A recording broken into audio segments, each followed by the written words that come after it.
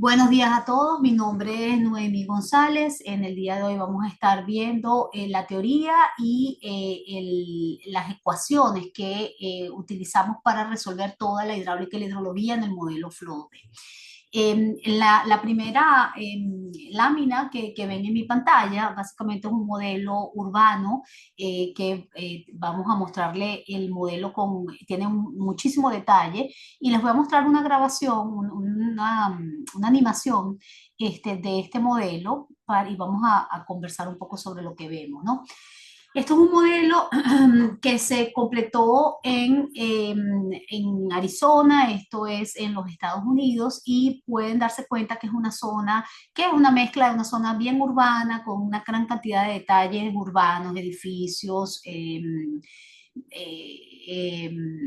paredes, bermas, toda la parte del sistema de aguas pluviales y también una zona no vegetada y con altas pendientes, montañosa, que está en la parte norte del modelo, ¿no? De donde básicamente llueve, el agua se concentra, tenemos un flujo que baja por esas montañas y que entra a la zona urbana, ¿no? Entonces, una de las cosas más interesantes de este tipo de modelos es que en un solo modelo ustedes pueden resolver las diferentes configuraciones y usos de la tierra que tienen y, por supuesto, topología, básicamente, ¿no? En la zona alta, ustedes ven que es una zona bien montañosa donde el flujo cae, la lluvia cae en la zona montañosa y es transitada hacia aguas abajo, se concentra en las gargantas de esta zona montañosa y luego sale a la zona urbana. En la zona urbana pueden darse cuenta cómo el modelo, que está delimitado por la zona roja, por la polilínea roja, incluye todos los edificios, incluye bermas, incluye los levees, incluye infiltración, escorrentía, por supuesto, los drenajes de aguas pluviales, basins, todo lo que tiene que ver con las zonas de almacenamiento. Ustedes pueden darse cuenta que hay zonas donde se almacena flujo para amortiguar las ondas de inundación en el sistema. Si se fijan bien en la simulación, pueden darse cuenta como el flujo cuando es recolectado de la parte montañosa y es transitado hacia aguas abajo, pueden darse cuenta como hay rotura de bermas y de diques, ¿no? Se ve uno aquí en la parte en la parte derecha de la animación, donde dice la palabra Google, pueden darse cuenta ahí como ahí hay una falla de una de las paredes o diques. Muchas de estas urbanizaciones tienen diques de privacidad o paredes de privacidad, que básicamente son organizaciones privadas y tienen una pared todo alrededor, ¿no?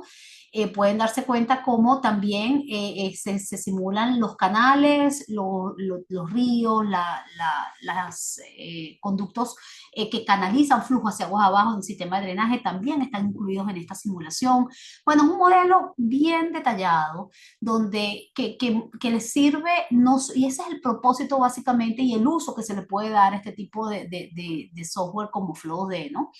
Que hemos llegado a un nivel de detalle que ustedes pueden capturar perfectamente desde un punto de vista físico la interacción entre todas las componentes que actúan distribuyendo ese flujo en una zona urbana como la que ven en esta animación, ¿no? Entonces eso es bien interesante.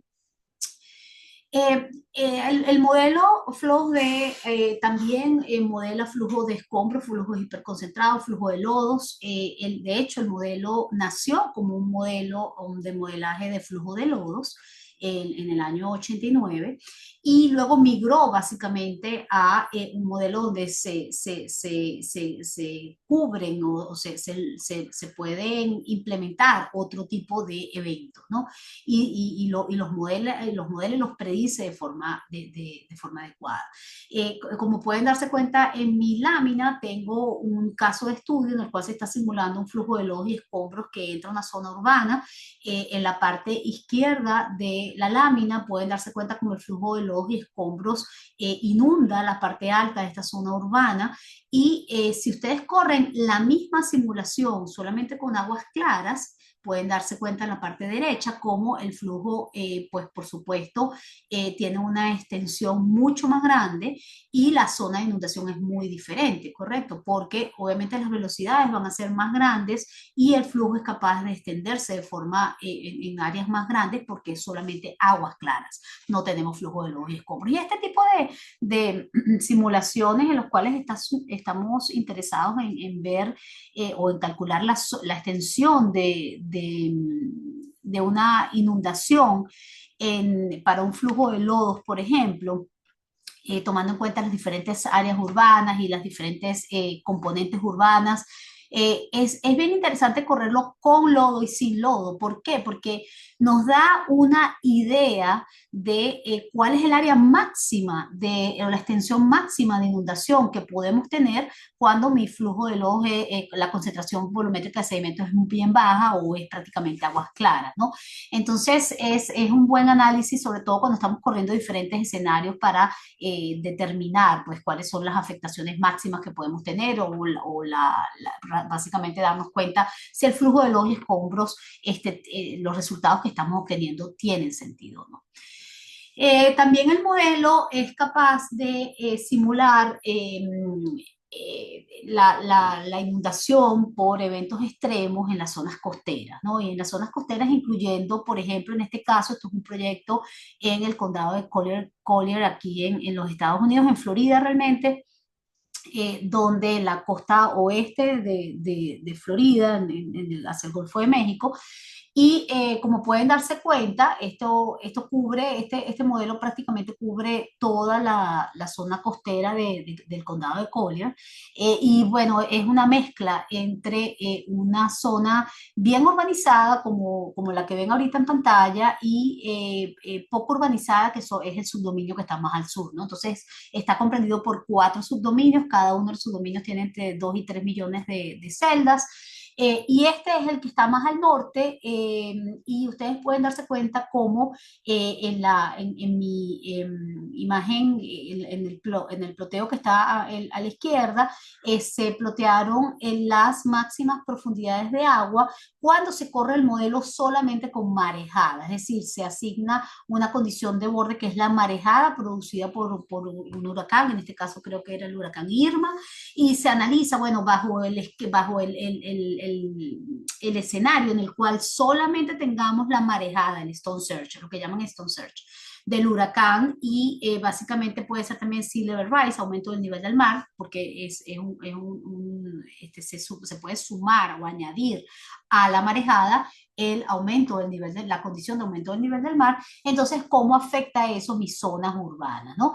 A esto también se le puede añadir lluvia, por ejemplo, o se puede añadir, como en mi ploteo que está a la derecha, en la imagen a la derecha, ustedes pueden darse cuenta cómo tengo las máximas profundidades de agua solamente para lluvia. En este caso, solamente corrí el modelo con lluvia y analicé, bueno, cuál es aquí mi afectación, mi zona de inundación, cuáles son las inundas más o menos. Hicimos todo un análisis de riesgo en referencia a esta zona. También pueden combinar los dos escenarios, marejada más nivel del mar, subida al nivel del mar, más lluvia, más, por ejemplo, subida al groundwater del sistema de las aguas. De las aguas subsuperficiales, pueden combinar diferentes eventos, ¿no? Diferentes eventos que afectan la zona y que producen, por supuesto, un riesgo de inundación en la zona, ¿no? Las calles, como estamos hablando de básicamente la interacción y cómo el flujo y cómo el volumen es distribuido en una zona que tiene una caracterización totalmente bidimensional y urbana en este caso, las calles y la implementación de las calles y de su topografía y no solamente de sus elevaciones, básicamente la elevación de las calles y la rugosidad en las calles y todas las características de las calles, es importante de incluirlas en un modelo bidimensional con una zona altamente urbana. ¿Por qué? Porque las calles se convierten al final de esto, las calles se convierten en canales, ¿no? En canales que transitan flujo hacia aguas abajo muy rápidamente, con altas velocidades, porque tienen rugosidades bastante bajas, N de Manning, valores de N de Manning bastante bajos, porque son normalmente de asfalto, concreto, tienen perfiles que facilitan, por supuesto, ese tránsito del flujo hacia aguas abajo. Entonces, las calles rápidamente transitan flujo hacia zonas aguas abajo y son capaces, por supuesto, de incrementar los riesgos, aumentar los riesgos de inundación en zonas que están aguas abajo, ¿no? Entonces es importante tomarlas en cuenta y implementar su caracterización adecuadamente en el sistema. De la misma manera, aquí tenemos, por ejemplo, el Stone Drain. Pueden darse cuenta que a mano derecha, arriba en mi lámina, tengo un sistema de Stone Drain, de aguas pluviales, y pueden darse cuenta como el sistema está totalmente excedido, ya no puede capturar, recolectar más agua. ¿Y qué sucede? Que para eventos de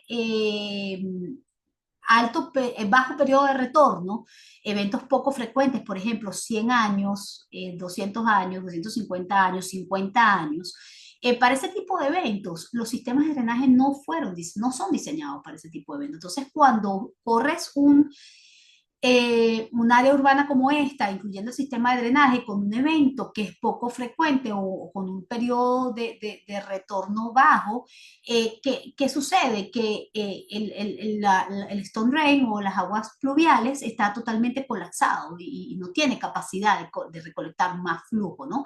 Entonces, ¿en qué momentos, en qué casos es importante modelar los drenajes de aguas pluviales? Bueno, cuando tenemos eventos de frecuencia de alta frecuencia, es decir, periodos de retorno de 10 años, 5 años, 15 años, 25 años. Para esos casos es muy importante el poder analizar el incluir el Stone Drain en ese análisis. Entonces, es importante hacerlo de esa manera y tomar en cuenta los stone drains en las aguas pluviales para ese tipo de eventos. Aquí tienen un ejemplo, un caso de estudio en el cual tenemos sin el Stone Drain para un periodo de 10 años de periodo de retorno y con el Stone Drain. Entonces, fíjense cómo hay zonas completas que salen de la zona de inundación cuando tomamos en cuenta el Stone Drain. ¿Por qué? Porque el Stone Drain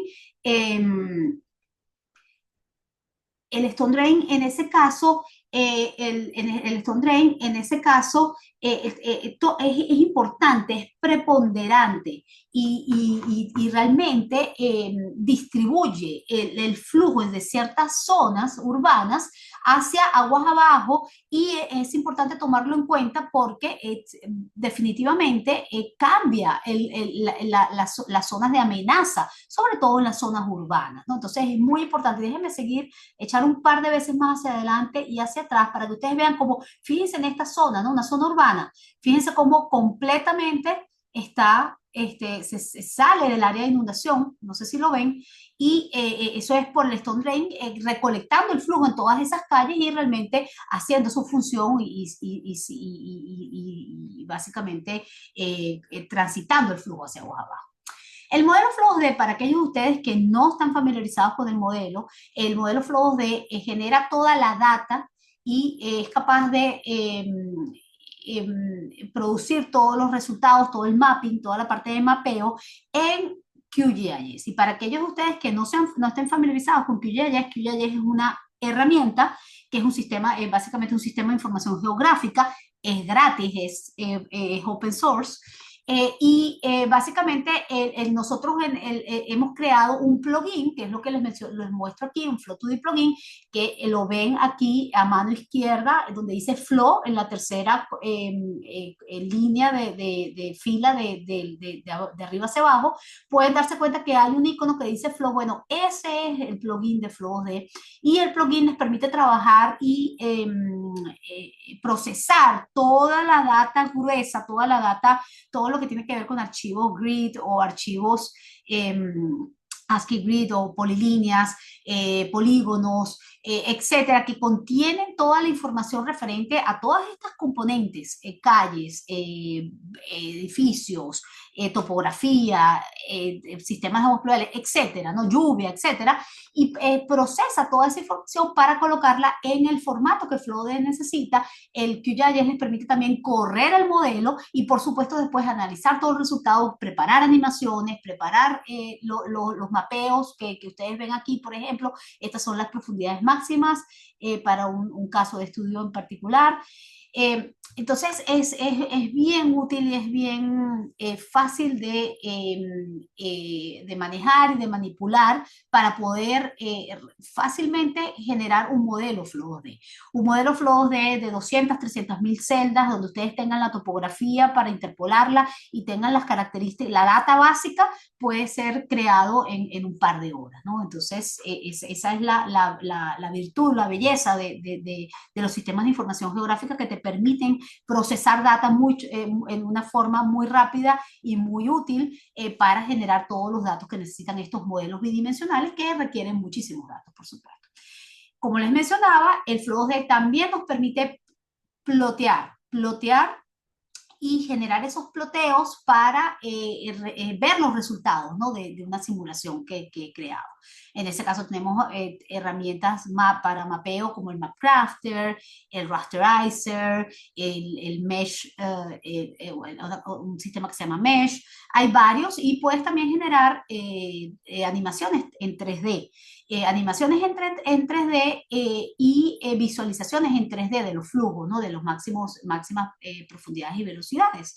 De hecho, hace un par de semanas dimos un webinar que tenía que ver con animaciones en 3D. ¿Cuáles son los recursos? Bueno, los recursos para mapeo son realmente muy poderosos. Como les digo siempre, en el ambiente de QGIS se pueden hacer muchas cosas. QGIS, una de las virtudes de QGIS es que también es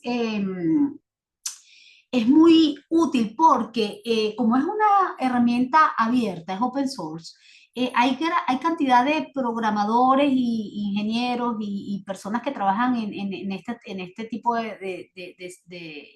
solucionando este tipo de problemas, que generan plugins que son gratis y que ustedes pueden utilizar, y que ustedes pueden valerse de ellos para procesar toda su data. Entonces, no solamente tienen que utilizar los plugins, o no solamente yo los animo a utilizar el plugin de Flow2D y todas las herramientas de Flow2D que tenemos en QGIS, sino también explorar qué otros plugins existen y qué otras herramientas existen que pueden valerles a ustedes para generar todos esos resultados y eh, producir productos que sean de alta calidad para sus clientes, ¿no? Por ejemplo, esto es QGIS, lo que les estoy mostrando. Pueden darse cuenta que en la herramienta de info del Flow2D, ustedes pueden colocar el número de celda, darle aquí al ojo que ven, al botón de ojo que ven aquí a la derecha, y el modelo inmediatamente les va a hacer un zoom hacia el elemento ese para permitirles analizar qué es lo que está pasando y si tienen algún problema o si están visualizando cuál es la profundidad de flujo ahí. ¿Qué cantidad de elementos, con qué cantidad de elementos pueden ustedes trabajar? ¿Existe un límite en el máximo número de elementos que ustedes pueden generar en un modelo Flow2D? Bueno, virtual, no existe realmente un límite. Por supuesto, las computadoras y los recursos computacionales van a generarme un límite en cuánto puedo yo realmente procesar, ¿no? Una malla entre 2 y 3 millones se puede fácilmente implementar en un modelo Flow2D, Y el trabajo de generar toda la data es un trabajo que puede realizarse en cuestión de un par de meses, ¿no? Un mes, dos, 3 semanas, dependiendo de la cantidad de data y componentes que tengan. Si es solo topografía, lluvia y edificios, por ejemplo, en quizás una semana ustedes pueden generar todo ese sistema en una malla de 2, 3 millones de elementos. Si además de eso van a colocar estructuras hidráulicas, stone drains, eh, todas las basins, todo lo que tiene que ver con los lagos y las zonas de almacenamiento de flujo, de retención de flujo. Van a colocarle, por ejemplo, una marejada, sea level rise, van a colocarle groundwater. Entonces, toda esa interacción entre los componentes es necesario simularla y capturarla adecuadamente. Y entonces eso va a requerir, por supuesto, más manipulación de data. Eso puede tomarles quizás un mes, puede tomarles 3, 4 semanas, 6 semanas en poder realmente implementar a lo mejor miles de tuberías en una malla de 2, 3 millones de elementos. Pero es realmente bien fácil implementar todo este tipo de data en un modelo Flow-D y por supuesto, el número de elementos va a estar asociado con el tamaño de la celda que ustedes le den, ¿no? ¿Y qué tamaño de la celda debo usar? Bueno, el tamaño de la celda es un equilibrio entre qué definición, qué precisión tengo yo en mis data, ¿ok? ¿Cuánto tiempo tengo yo y cuál es mi presupuesto? Porque por supuesto, si nos vamos a un tamaño de la celda de 10 pies, voy a tener que darle mucho más detalle a todas esas componentes y por lo tanto voy a tener, si tengo 2, 3 millones de celdas, el tiempo de procesamiento va a ser mayor y el tiempo de que mis ingenieros van a estar trabajando en implementar todos esas componentes va a ser mayor, ¿no? Entonces, eso y también básicamente qué nivel de detalle necesito yo en mis resultados, ¿no? Porque no merece la pena irse a una celda, un tamaño de la celda muy pequeña si realmente el nivel de detalle que es requerido para el proyecto no es tan alto. Entonces, normalmente estos proyectos entre 2 y 3, 4 millones de celdas normalmente tienen un tamaño de la celda que va desde los 10 hasta los 20 pies más o menos, ¿no? Y normalmente 15 pies es lo que normalmente se utiliza. Herramientas. Bueno, una vez que ustedes han creado su proyecto, que cuando están creando sus componentes, tienen una gran cantidad de herramientas, no solamente para visualizar resultados, que es lo que están viendo aquí en pantalla, están viendo la descarga en esta estructura hidráulica para una simulación realizada en este proyecto, sino que también pueden visualizar la data. Entonces, hay muchas herramientas para visualizar la data y visualizar básicamente cómo las componentes, la data de un componente puede básicamente afectar otro componente. Por ejemplo, por decir un ejemplo, puedo revisar, bueno, si tengo un elemento en el cual me está llegando una estructura hidráulica y tengo el outlet de una estructura hidráulica, qué elevación tengo yo en ese elemento y cuáles son las características esas geométricas de esa estructura hidráulica. Entonces, cómo la elevación afecta realmente el flujo que está saliendo de esa estructura hidráulica o, por ejemplo, para lo que tiene que ver con el drenaje de aguas pluviales, ¿no? Si yo tengo un inlet, por ejemplo, que está recolectando flujo de la superficie, cómo esa elevación de la malla, la grilla que contiene el inlet, está afectando cómo recolecta el inlet, a lo mejor la tengo que modificar. Y todo ese tipo de análisis y revisión de data es muy fácil hacerlo en QGIS. ¿Quiénes son nuestros clientes? Bueno, consultores, ¿ok? Agencias gubernamentales y clientes internacionales en más de 33 países. Básicamente, trabajamos con numerosos clientes, no solamente en los Estados Unidos, sino en el exterior. Y el modelo incluye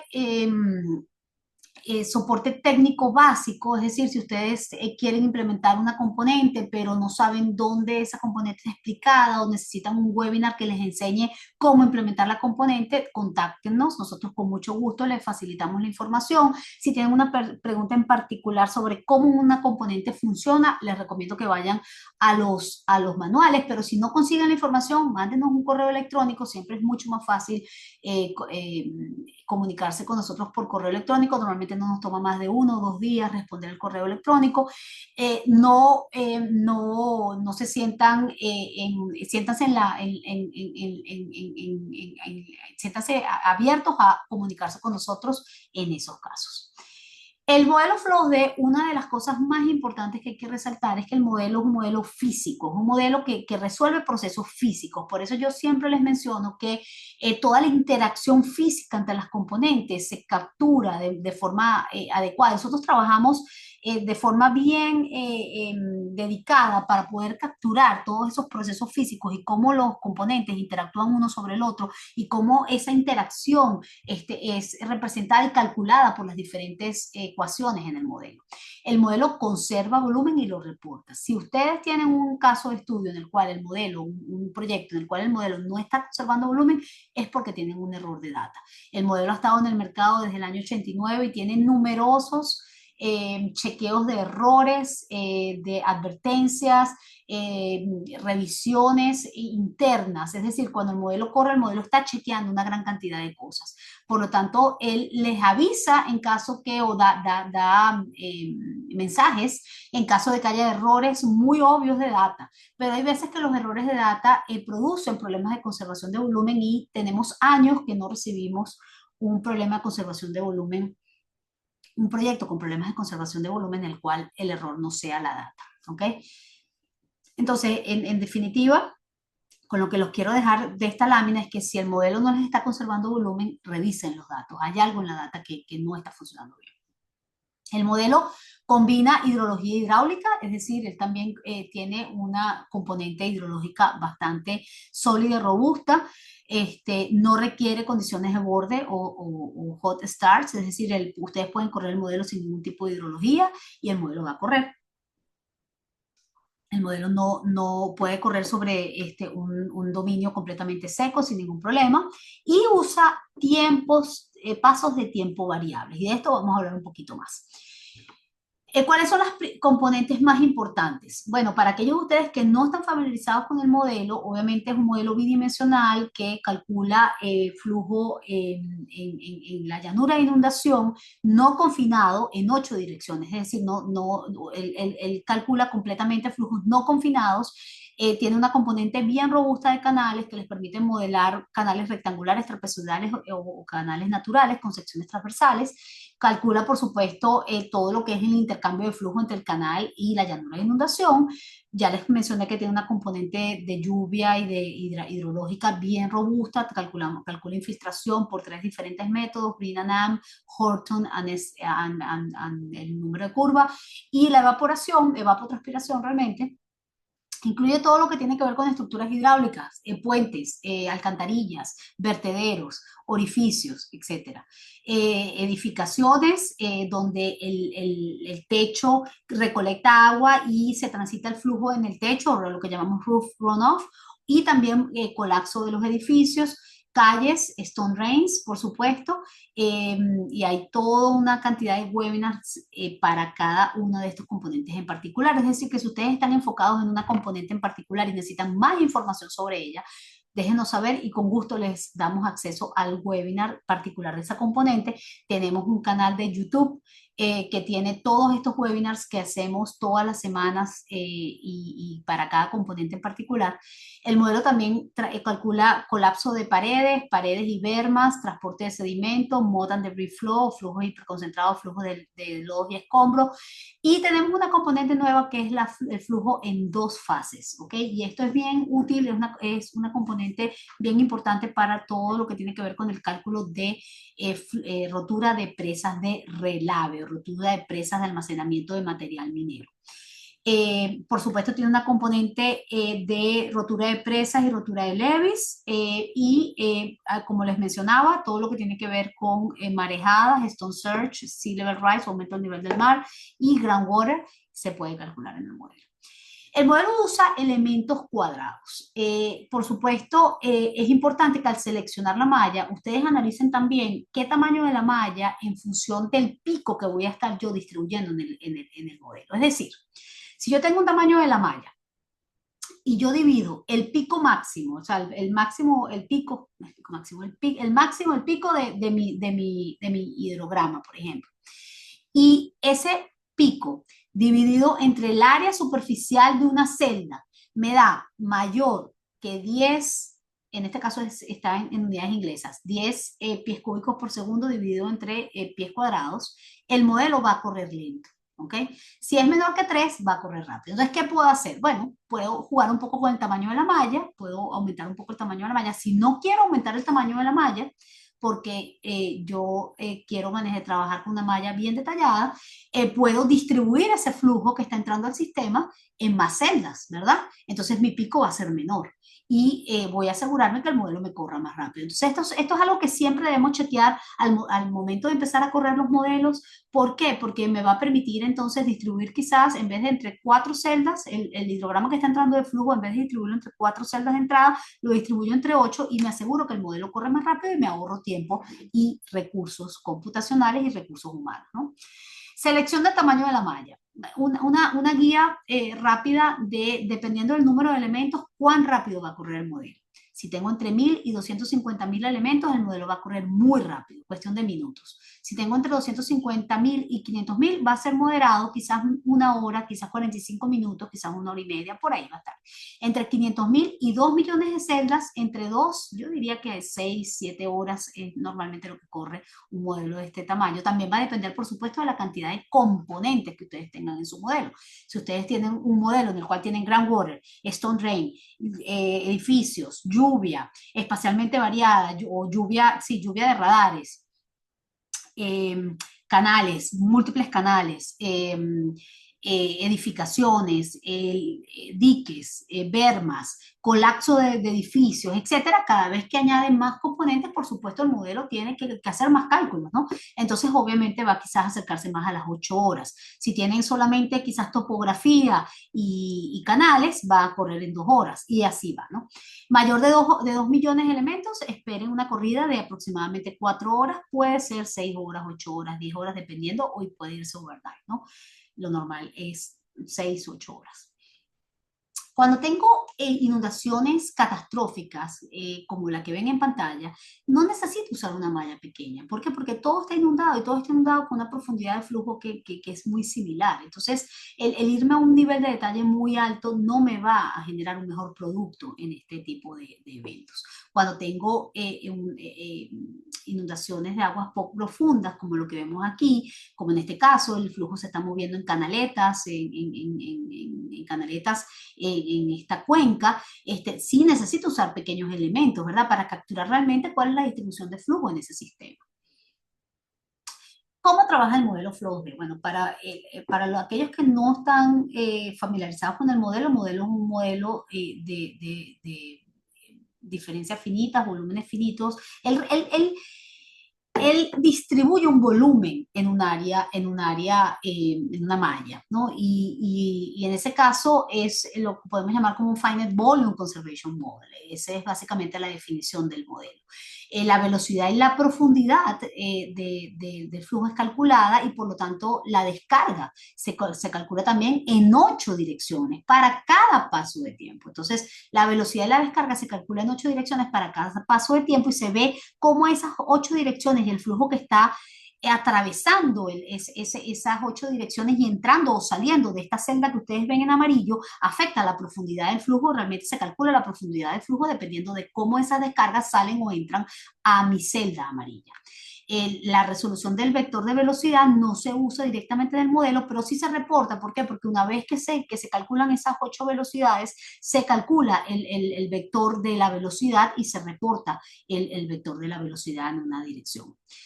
La forma como nosotros calculamos, como les mencionaba, es en 8 direcciones. Sin embargo, hace ya quizás 15 años, hicimos una modificación, quizás 12, 15 años por ahí, hicimos una modificación en la cual para cada paso de tiempo nosotros identificamos, básicamente, para el modelo, nosotros identificamos cuáles celdas se están comunicando. Y entonces tenemos la dirección de la celda. Entonces, cada dirección de la celda se determina con un número, ¿ok? Y cada dirección es visitada solamente una vez. Es decir, si yo estoy en la celda que está aquí arriba, déjenme ver si, esperen un momento, si yo estoy en la celda que está aquí, esta celda que está aquí, correcto, esta celda tiene en el borde izquierdo superior, esta celda tiene una comunicación con la celda verde que está acá, ¿cierto?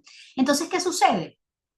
Que yo, si visito esta celda, tengo que visitar esta dirección, pero si visito esta celda, también tengo que visitar esta dirección. Bueno, eso lo hacíamos así antes, el modelo lo hacía de esa manera antes, pero ahora ya no lo hace de esa manera, desde hace quizás 10 años así, lo hace de otra manera, se hizo una modificación al sistema. Es decir, esta celda, ¿ok? Cuando ves que al inicio de la simulación se revisan todas las celdas y se ve cuáles son los lados comunes entre las celdas. Y entonces se visita para cada paso de tiempo solamente esta dirección una vez. Para el siguiente paso de tiempo se vuelve a visitar. Pero entonces de esa manera logramos cortar el número básicamente de cálculos en el modelo de una forma bastante considerable. ¿Ok? Ok, entonces, en este caso, cada lado es visitado solamente una vez y la velocidad es calculada únicamente para las direcciones que no fueron visitadas anteriormente. Entonces, esa es la manera como recortamos un poco la cantidad de visitas que hacemos de cálculos que hacemos en nuestro modelo. ¿Cómo el modelo funciona? Bueno, se hace una estimación lineal de la profundidad del flujo y se calcula la velocidad, ¿no? Y luego se hace una iteración, se itera, es un método de Newton-Raphson en el cual se calcula una profundidad promedio, una pendiente y los valores de la n de Manning a través del borde, ¿no? De los límites de esta celda en particular. Entonces, para esta celda en particular que tenemos, visitamos cada una de las direcciones y determinamos, bueno, ¿está el flujo entrando o saliendo en esa dirección? La velocidad se calcula en ese borde y se calcula utilizando la ecuación de momento, ¿no? El momentum equation. Una vez que se calcula el momentum equation y se calculan todas las velocidades y, por supuesto, las descargas que pasan a través de cada una de esas celdas, de esas direcciones en las celdas, el modelo utiliza la ecuación de continuidad para calcular la profundidad o el cambio en la profundidad de flujo. Es decir, para la celda 6, por ejemplo, que es esta que ustedes tienen aquí, sé que el área superficial de esa celda multiplicado por el cambio en la profundidad de flujo dividido entre el delta T, es decir, el paso de tiempo en el que estamos trabajando, va a ser igual a la cantidad de flujos que estén entrando a esta celda. Es decir, tenemos que está entrando, por ejemplo, el flujo que está saliendo, la descarga que está saliendo en esta dirección hacia la celda 14 es 0, pero tengo una descarga que está entrando de la celda 15, que es esta que está aquí, ¿lo ven? Y tengo que en la celda 7 es 0 también, pero tengo una que está entrando, que está entrando de la celda 3. La 2 es 0, pero tengo una que está saliendo por la celda 5. Entonces, de la celda 6 a la celda 15 tengo una descarga que está saliendo de mi celda 6. De la 3 a la 6 tengo una descarga que está entrando. Y así sucesivamente. Entonces, sumo todo eso y hago este cálculo y calculo cuál es el cambio de profundidad del flujo en mi celda 6 para ese paso de tiempo de acuerdo a todas las descargas que están entrando y saliendo de mi sistema. Y esto lo hago utilizando la ecuación de continuidad. Entonces, la ecuación de momentum se utiliza para calcular las velocidades de estos flujos que entran y salen de la celda 6 hacia las otras celdas y luego la ecuación de continuidad se utiliza para saber cuál es el cambio de profundidad de flujo en mi celda, tomando en cuenta todas estas velocidades y todas estas descargas que se calcularon utilizando la ecuación de momentum. La ecuación de momentum es básicamente lo que ustedes ven en pantalla. En este caso, nosotros utilizamos la ecuación de onda dinámica. Es decir, todos estos términos que ustedes ven aquí, todos estos términos son utilizados en la ecuación, ¿ok? Son utilizados en la ecuación y son calculados para cada paso de tiempo, para cada celda. Nosotros vamos y el modelo calcula esta ecuación de momentum y calcula todos los términos. ¿Qué tenemos acá? Si ustedes nada más utilizan este término que está acá, SF igual a S0 o la pendiente de fricción igual a la pendiente de fondo, vamos a tener, si utiliza todo esto y descartan todos los demás términos en la ecuación de momentum, vamos a tener una ecuación de la onda cinemática. Y esta simplificación es muy utilizada por muchos modelos, sobre todo cuando el modelo se vuelve inestable y o cuando tengo ciertos factores que hacen que estos términos sean muy pequeños, entonces se hace la simplificación porque por supuesto es un cálculo mucho más sencillo, corre mucho más rápido, etcétera, ¿no? Y es una aproximación a lo que es la solución real. Luego tengo el término de presión, ¿ok? Que es este que está aquí, donde tengo el cambio, ¿ok? De H con respecto a X, ¿no? A la distancia X, básicamente. Luego tengo básicamente las aceleraciones convectivas. Las aceleraciones convectivas no son nada más que los cambios de las velocidades o de las aceleraciones con respecto a la distancia, a X y a Y, ¿ok? Por supuesto, aquí tenemos a la gravedad, tenemos el coeficiente de Boussinesq, que normalmente es entre 1,07 y 1,33. Esto ustedes no lo van a ver ustedes no pueden manipular estos coeficientes, eso está todo en la solución de las ecuaciones, ¿no? Interno al modelo hardware. Luego tenemos las aceleraciones locales, y las aceleraciones locales no son nada más que los cambios de velocidad o de aceleración con respecto al tiempo. Es decir, que este término me da la permanencia o no permanencia del flujo, es decir, el cambio del flujo en el tiempo, y este término me da la uniformidad o no uniformidad del flujo, es decir, el cambio del flujo en el espacio, el cambio de todas estas características en el espacio, ¿no? Y este también. Entonces,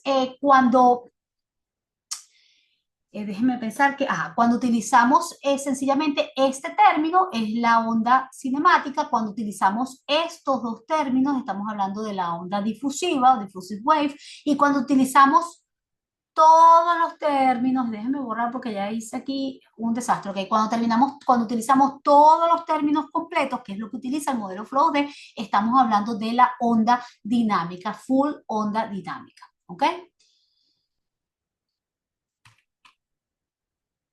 Ok, entonces, básicamente es esencialmente cuando tengo un flujo permanente, uniforme, con unas pendientes bajas o bastante suaves, tengo algo como lo que ven en mi lámina, ¿ok? La magnitud el de los términos de la ecuación de momento es muy cambiante, es muy diferente, perdón, no cambiante, es muy diferente.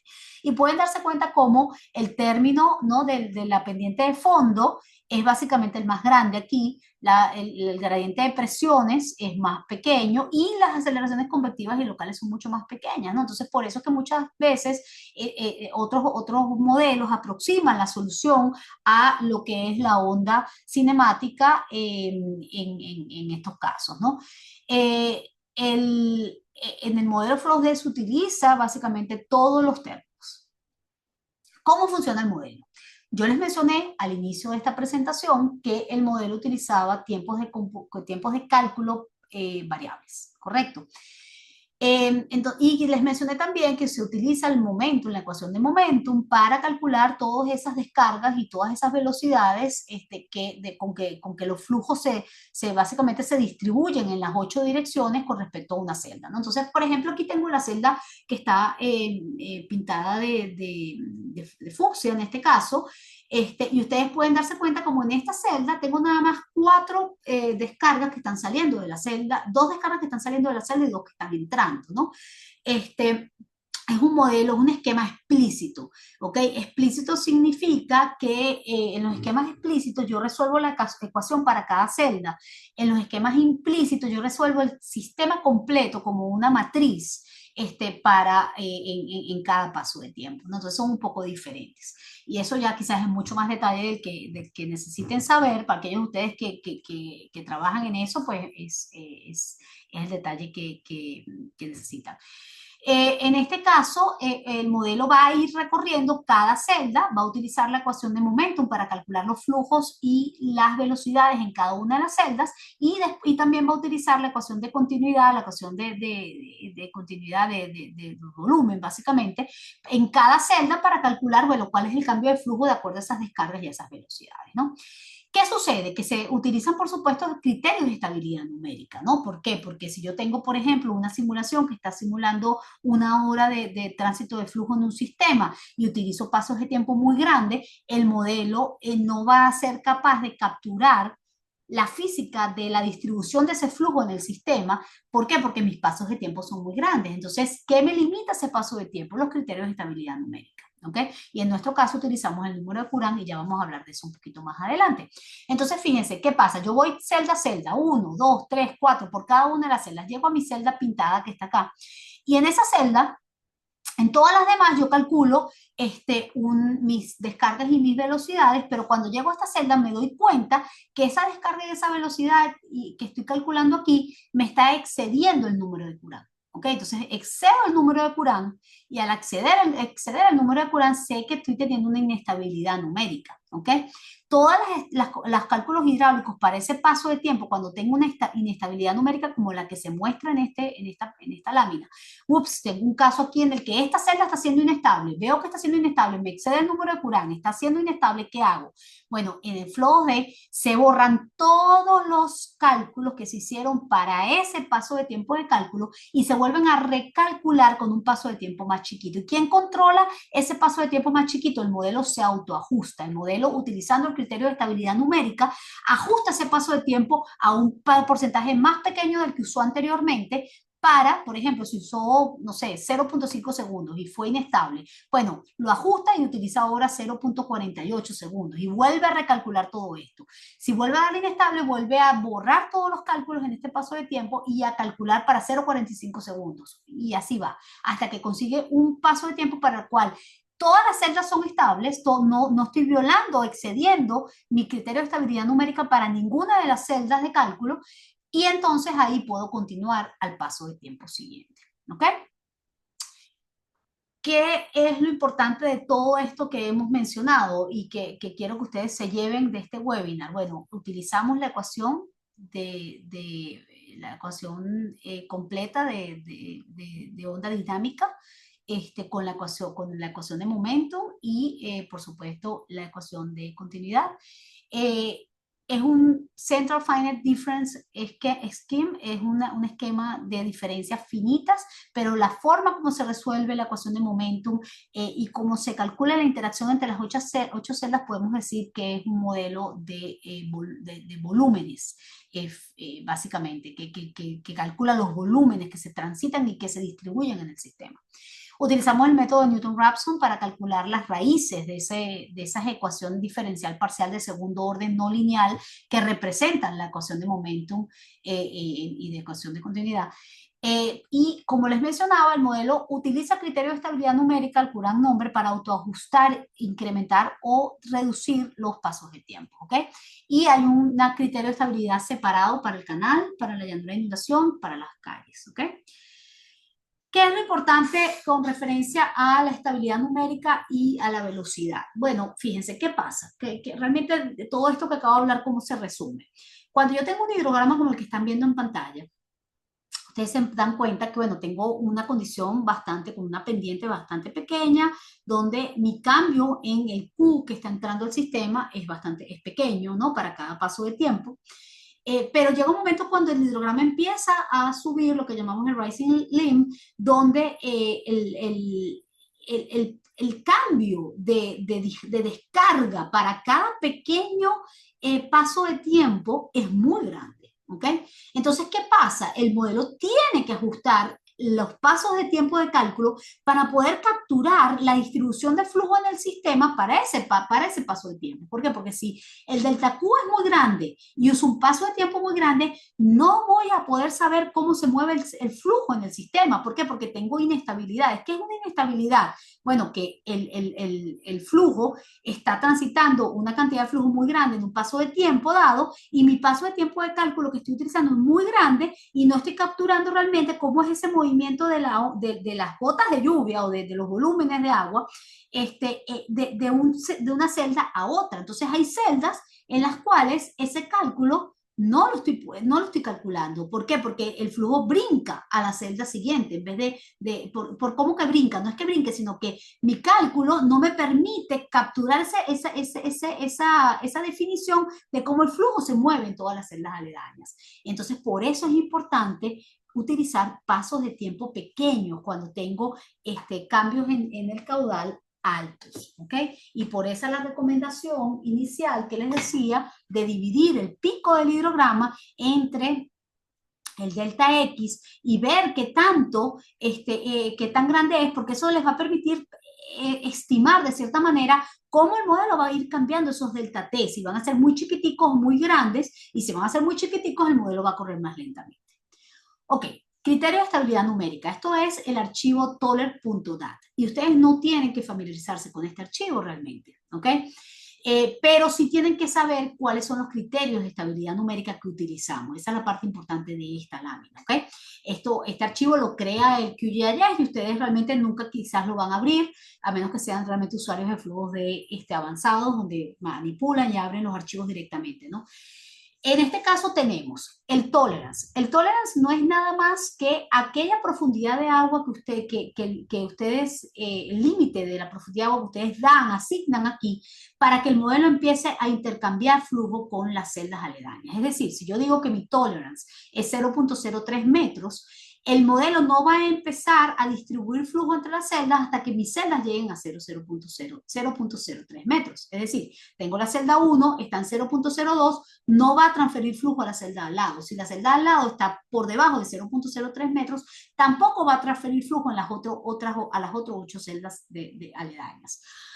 Entonces, este tolerance es importante para representar el depression storage, ¿no? Todos esos charcos y toda esa agua que se queda en los charcos cuando empieza a llover, ¿ok? Que realmente representa todo este tolerance. Depth toll. El depth toll no les recomiendo usarlo a menos que estén utilizando un embalse. ¿Por qué? Porque el depth toll me permite o nos permite controlar todas esas corrientes que se generan en un embalse. ¿Okay? En un embalse, mi flujo, cuando tengo aguas que no son poco profundas, que son aguas profundas, tengo por supuesto corrientes y tengo también una componente tridimensional, ¿correcto? Que el flujo se está moviendo en las tres direcciones, básicamente. Bueno, eso no lo quiere modelar el Flow 2D, porque el Flow 2D no es un modelo básicamente que modele bahías o que modele aguas profundas.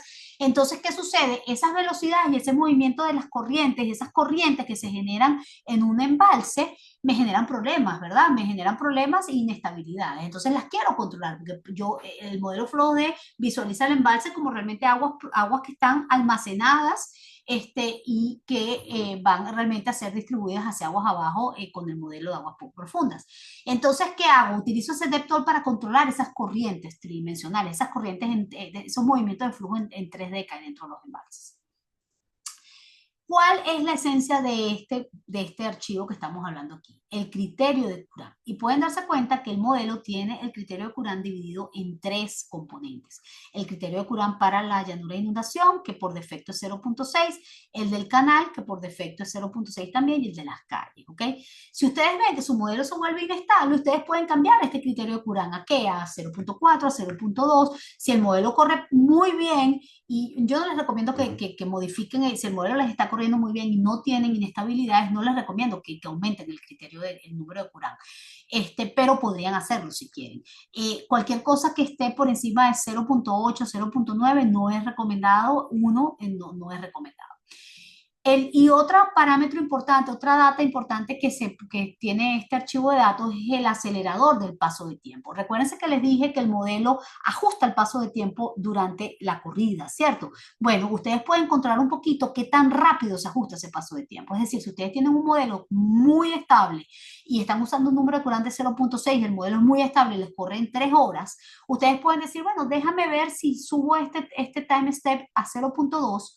¿Qué va a significar eso? Bueno, que cuando el modelo consiga un paso de tiempo en el cual una celda no es estable y tiene inestabilidades numéricas, en vez de disminuir el paso de tiempo muy rápidamente, lo va a disminuir más suavemente. Entonces, a lo mejor consigue más rápidamente un paso de tiempo más grande y el modelo corre más rápido, por supuesto, ¿no? Entonces, pueden llevarlo a 0.2 y ver qué pasa. Si les aparecen inestabilidades del modelo, mantengan el valor por defecto de 0.1. Nada por encima de 0.4 es recomendado. ¿Por qué? Porque va a producir resultados inestables. Ya nosotros hemos hecho testing de esto y es así como les digo. Déjenme ir un poco más al detalle. ¿Qué es la tolerance? Bueno, representa ese almacenamiento en las depresiones del terreno, ¿correcto? Esos charcos que se inundan primero y que se llenan primero antes de empezar a transitarse el flujo hacia agua abajo, ¿ok? Y básicamente eso es lo que quiero representar con esta lámina. ¿Y cuál es el rango recomendado? Bueno, 0.01 pies, mayor a 0.001 pies y menor a 0.1 pies, y en metros entre 0.003 y 0.03 metros. Como les mencionaba, el Time Step Accelerator, ese parámetro para controlar qué tan rápido cambian los pasos de tiempo en el modelo, les recomendamos que si van a cambiarlo, no lo cambien gradualmente, es decir, de 0.1 en 0.1. Si tienen el que es por defecto de 0.1, vayan a 0.2, no brinquen directo a 0.4. Disculpen. Y utilicen un máximo de 0.4, ¿ok? Cualquier cosa por encima de 0.4 con seguridad les va a dar inestabilidades en el modelo. Y fíjense, esto es un ejemplo que nosotros creamos, en el cual corrimos un modelo y corrimos el modelo con ese accelerator, ese time step accelerator, time step accelerator en el modelo, este valor que está aquí, ¿ok? Lo corrimos con 0.1 y fíjense, con 0.1 el paso de tiempo, este es el paso de tiempo de cálculo, está en más o menos entre 1 segundo y 3 segundos, y 4 segundos, ¿ok? Fíjense. ¿Y cuánto tardó el modelo en correr? 0.01709 horas, ¿ok? Después aumentamos ese time step accelerator a 0.25. ¿Qué quiere decir? Que la tasa de incremento y de decremento, la tasa de aumento y de disminución de ese paso de tiempo de cálculo, ¿ok? Va a ser mucho más rápida, ¿ok? Va a ser muchísimo más rápido. Entonces, ¿qué pasa con eso? Cuando el modelo empieza a correr, fíjense, mis pasos de tiempo de cálculo están entre 1 segundo y 8 segundos, ¿ok? Entonces, fíjense, uso pasos de tiempo mucho más grandes. Veo una pequeña inestabilidad aquí, fíjense, el paso de tiempo empieza a oscilar. ¿Qué quiere decir esto? Que conseguimos celdas que fueron inestables y entonces hubo que ajustar el paso de tiempo para volver otra vez a un resultado estable, ¿ok? Sin inestabilidades numéricas. Y aquí pasa lo mismo, ¿no? Fíjense cómo en esta parte, entre 25 y 30 horas de simulación, empiezo otra vez a tener aumentos y disminuciones del paso de tiempo más rápidas, ¿no?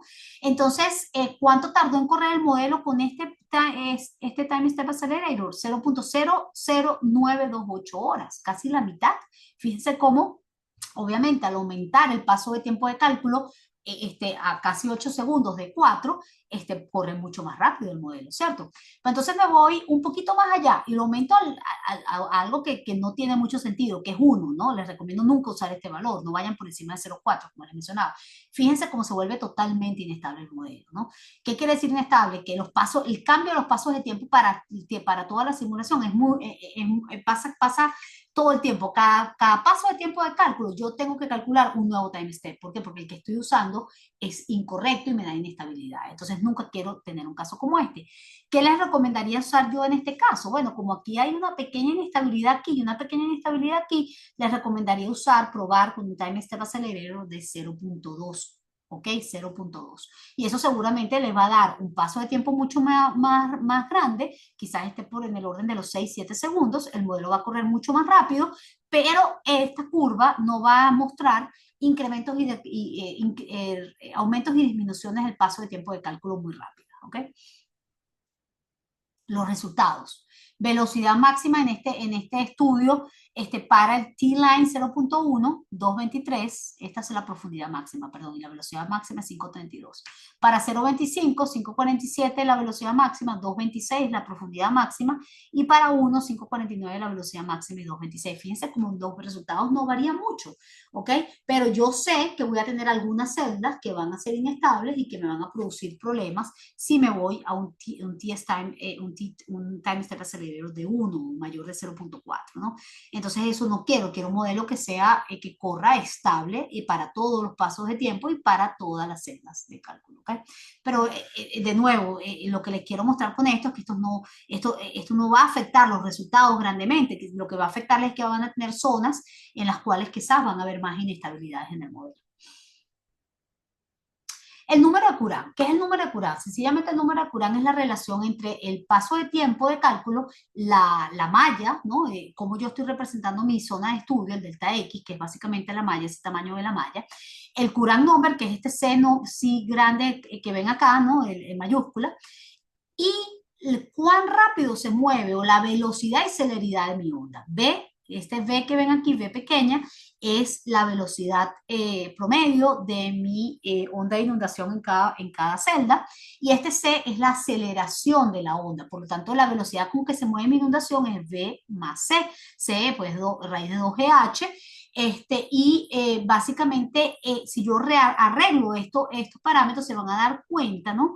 Que el Courant number controla básicamente cuán rápido se mueve esta onda en mi zona de estudio y qué delta T tengo que usar para capturar ese movimiento, para poder calcularlo en cada paso de tiempo y que no sea ese paso de tiempo demasiado grande que no me permita capturarlo, y ya van a ver eso en detalle, ¿ok? De nuevo, por defecto es 0.6, el rango del Courant number está siempre entre 0.2 y 1 aproximadamente. No les recomiendo nunca que utilicen nada por debajo de 0.2. Aquí puse 0.3, pero realmente 0.2 para algunos casos pueden usar.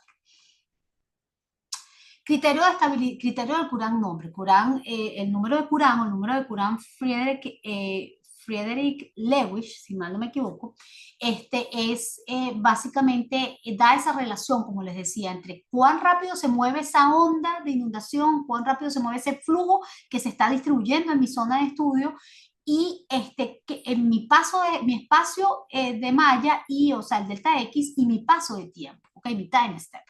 Entonces, fíjense, ¿qué pasa aquí? Por ejemplo, si yo utilizo un número de Courant muy grande, pónganse que es mayor que 1, ¿ok?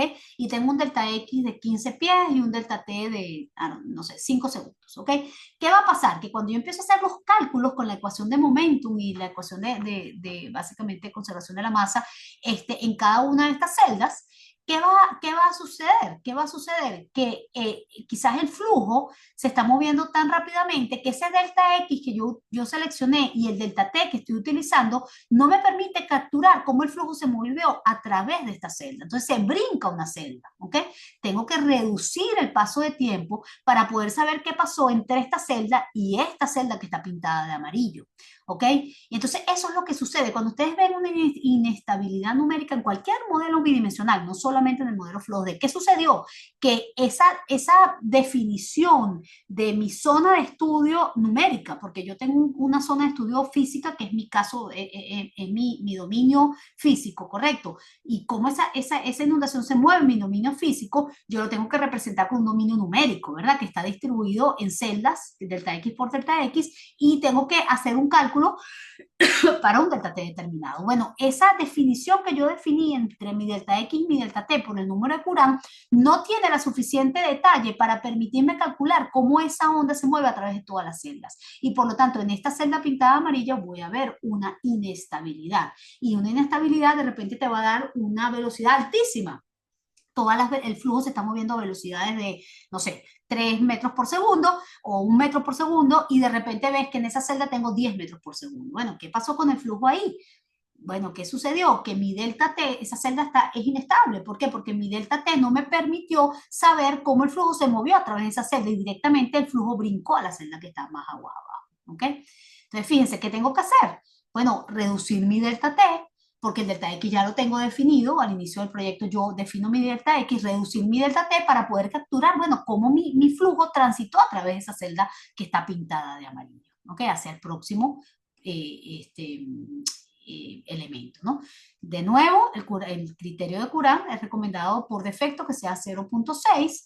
Esto es un criterio que afecta el paso de tiempo, como ustedes ya lo ven, automáticamente. Por eso el modelo FLOSD no le pide un paso de tiempo de cálculo, porque el modelo FLOSD lo ajusta de acuerdo a la física del movimiento de la onda de inundación.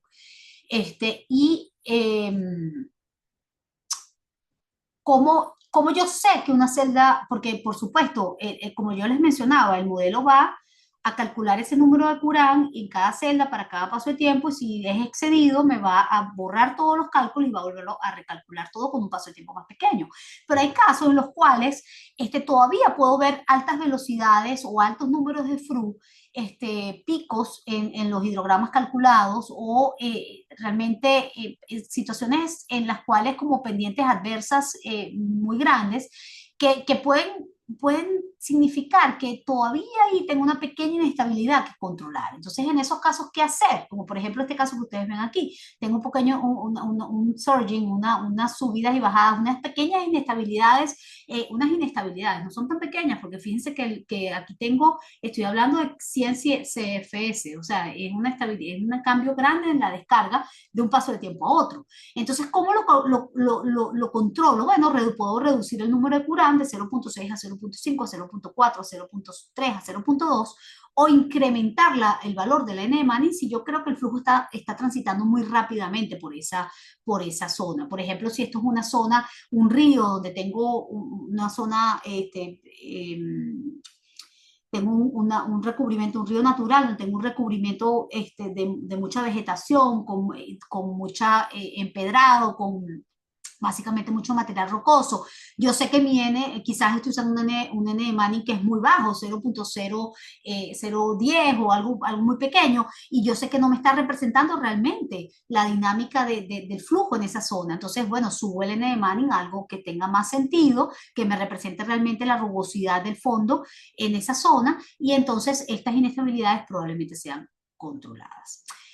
Funciona el modelo FLOSDE, funciona toda esta set de ecuaciones y de cantidad de líneas de programación. Estamos hablando de una cantidad de subrutinas y líneas de programación creadas en los últimos 30 años. Bueno, el modelo ha sido verificado y validado por innumerables agencias federales, locales, estatales.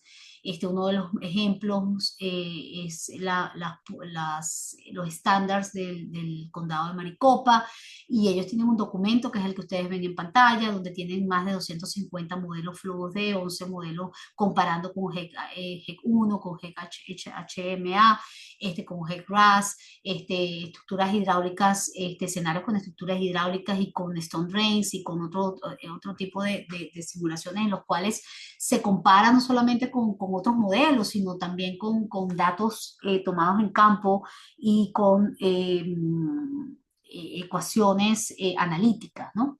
Entonces, un caso, por ejemplo, es esta simulación en el Río Grande. Se corrió durante 3 meses el modelo. Estos modelos flujos D, y los resultados flujos D pueden verse en azul clarito en la pantalla, y el azul, la línea azul oscura, es básicamente la descarga medida por el USGS en San Felipe, ¿no? El Servicio Geológico de los Estados Unidos.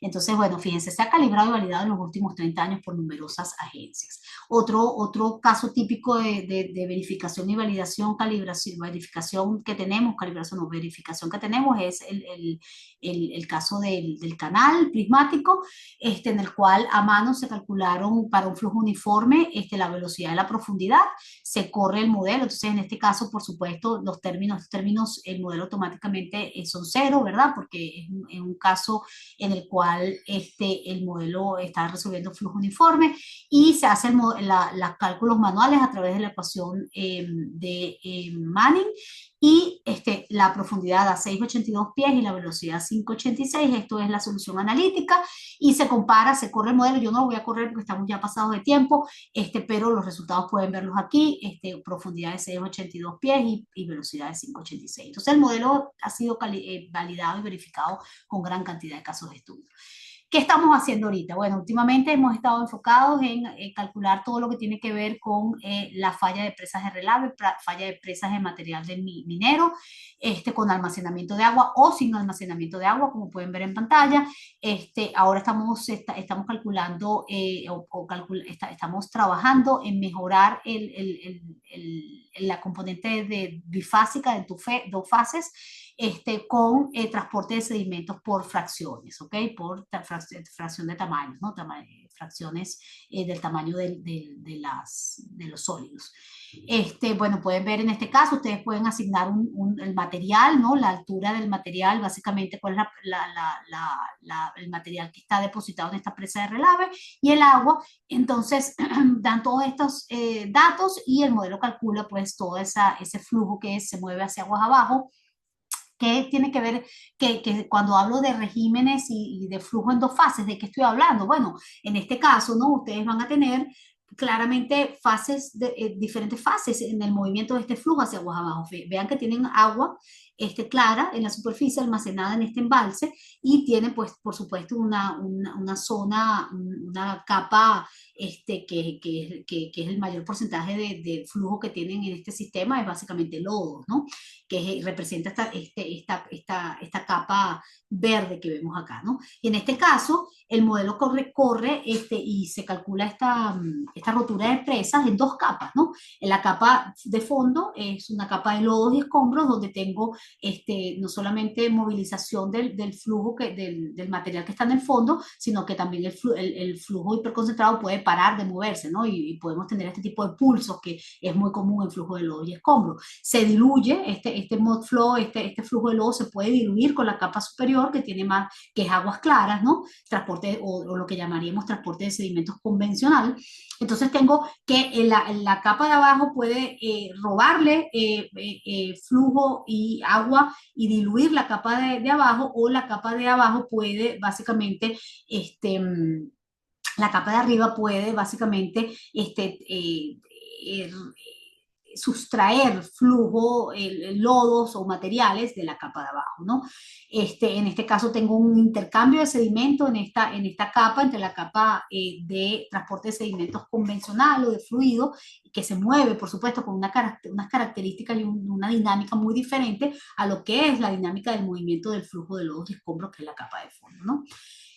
Bueno, aquí pueden simular flujo, por ejemplo, el flujo de lodos y escombros o este flujo de relaves que se mueve y afecta, por ejemplo, un embalse hacia aguas abajo de aguas claras, y ese embalse, por ejemplo, diluye totalmente estas dos capas hasta convertirlas básicamente en lo que es transporte de sedimentos convencional, o pueden tener una entrada de material hiperconcentrado de una zona aguas arriba que esté pues básicamente transitando un flujo de lodos escombros, y esto va a diluir todos los procesos de dilución y de intercambio de flujo y de material rocoso y de material de sólido entre todas estas capas puede hacerse. Por supuesto, también pueden modelar este tipo de flujos en canales. Pueden modelar canales de aguas claras y este flujo realmente alcanza el canal de aguas claras y cómo es básicamente esa dilución. Bueno, básicamente es bien complejo y bien completo, digámoslo de esa manera, porque todas las dinámicas físicas que ocurren entre este tipo de diferentes patrones, de diferentes fluidos, pueden modelarse con el modelo Flow. Esto es todo lo que tengo para ustedes en este momento. Déjenme